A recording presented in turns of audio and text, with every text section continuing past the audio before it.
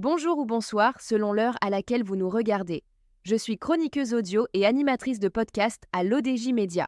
Aujourd'hui, je vais vous lire fidèlement, mot pour mot, une chronique percutante d'Adnan Benchakroun.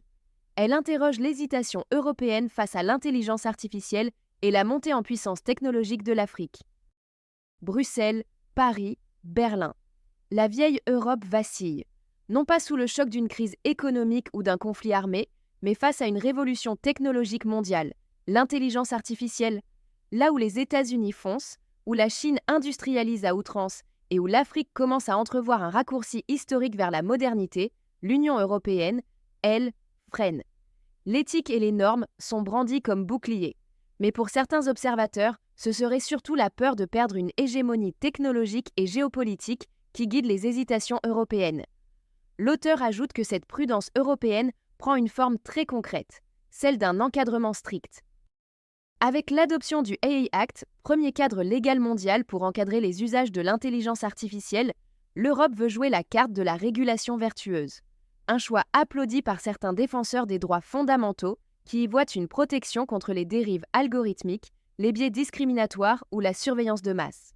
Mais ce volontarisme éthique s'accompagne de lourdeurs administratives et d'un climat de frilosité réglementaire qui inquiète les entrepreneurs du secteur. Pendant ce temps, les startups d'intelligence artificielle européennes peinent à lever des fonds, les chercheurs migrent vers les États-Unis ou le Canada, et les grandes plateformes américaines dominent sans partage les marchés européens. L'Europe semble ainsi reproduire son échec face aux géants du numérique. L'auteur affirme que pendant que l'Europe régule, un autre continent saisit une opportunité unique. Mais ce n'est pas seulement la rivalité transatlantique qui taraude les élites européennes. Une autre peur, plus sourde, plus dérangeante, commence à émerger, celle d'un rattrapage africain. Grâce à l'intelligence artificielle, certains pays africains pourraient sauter des étapes de développement, contourner les infrastructures obsolètes et créer des solutions adaptées à leur réalité locale, de la santé à l'agriculture, de la finance à l'éducation. Des initiatives comme AI for Good en Afrique de l'Est, le Hub IA du Maroc ou les investissements croissants du Nigeria et du Rwanda dans l'IA appliquée à la gouvernance publique intriguent et inquiètent les chancelleries européennes. Car pour la première fois, l'Afrique n'attend plus que l'Europe lui transfère des compétences. Elle développe ses propres modèles, forme ses data scientists et attire même les convoitises des géants chinois et américains. L'auteur pense que la régulation européenne pourrait dissimuler une volonté stratégique bien moins noble. Dans ce contexte, l'obsession normative de l'Europe pourrait bien être moins humaniste qu'elle n'y paraît.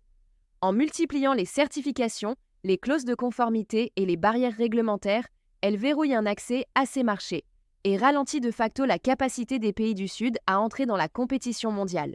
L'éthique devient ainsi une arme géopolitique molle, habillée de grands principes mais motivée par une volonté de préserver une asymétrie historique. Car si l'Afrique monte en puissance, si ses ingénieurs conçoivent demain des modèles d'IA en Swahili, en Wolof ou en Darija marocain, si ces systèmes éducatifs et de santé deviennent intelligents, alors l'Europe ne pourra plus dicter ses règles. L'auteur souligne que la coopération européenne avec l'Afrique n'est pas toujours ce qu'elle prétend. Certes, l'Union européenne affiche des partenariats de coopération, finance des projets IA sur le continent et organise des sommets Afrique-Europe du numérique. Mais sur le terrain, les acteurs africains dénoncent un manque de transfert de technologies effectifs, des financements orientés et un agenda dicté depuis Bruxelles. La France, par exemple, à travers ses alliances universitaires, forme des centaines d'ingénieurs africains, qui restent en Europe ou retournent dans des pays sous-équipés. La coopération est asymétrique et l'IA n'échappe pas à cette règle. L'auteur imagine alors un scénario où l'Afrique reprend l'avantage. Et si l'intelligence artificielle devenait le premier levier d'un renversement, un outil de souveraineté, de résilience, de modernisation rapide, des plateformes africaines de santé publique pilotées par IA, des agriculteurs connectés en temps réel à des prévisions hyperlocales, des services juridiques en langue locale, une justice prédictive, une cybersécurité maîtrisée. Ce scénario n'est plus une utopie. Le continent a déjà connu des sauts technologiques spectaculaires. Le mobile banking au Kenya, par exemple, a devancé l'Europe. L'intelligence artificielle pourrait bien être le prochain terrain de dépassement. L'auteur conclut en mettant en parallèle une Europe figée et un Sud en mouvement. Face à ce constat, l'Europe semble crispée. Elle se méfie de l'audace africaine tout en se rêvant gardienne des valeurs universelles. Mais peut-on être en même temps moteur technologique et gardien éthique sans tomber dans la paralysie? Peut-on ralentir les autres au nom de la prudence, sans risquer de se retrouver à la traîne d'un monde qui bouge à une vitesse algorithmique? Certes, l'éthique n'est pas seulement une excuse.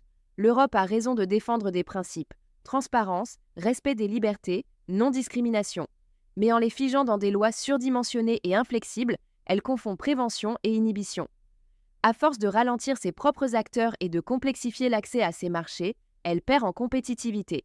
Et derrière son discours de régulation, elle dissimule mal une peur géostratégique de voir émerger une Afrique forte, autonome et technologiquement avancée. La vraie question est donc, l'éthique, oui, mais pour qui? Et au service de quoi? Merci à vous de nous avoir suivis sur l'ODJ Média pour cette lecture fidèle, sans aucune reformulation, de la chronique d'Adnan Benchakroun. On se retrouve très bientôt pour une nouvelle chronique audio, ici même sur l'ODJ Média.